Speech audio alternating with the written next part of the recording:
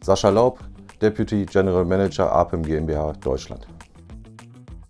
To lead the offices in Germany and responsible for the sales and a few key accounts. Germany, Austria, Switzerland, and starting 1st of April this year, Poland also. IDEC, APEM and EasyWheel.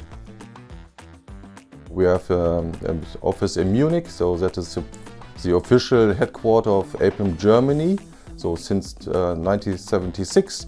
And we have an office in Hamburg, that was the official office of the IDEC headquarters Europe. A fair one, pragmatic, try to find new ways to lead the offices and the team members, and I'm open-minded. I have a lot of humor. 2007, outside sales for East Germany. Yes. Both. On the hot day, a cool white wine, and the winter time, more or less beer. Hamburg. Jeans.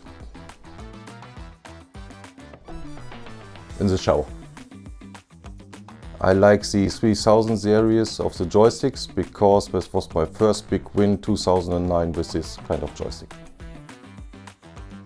Former football player, now tennis player. First of all, we are a EU manufacturer with a few factories, and we can start with the customer together from his need. But we don't have to sell what we have, we sell what he needs.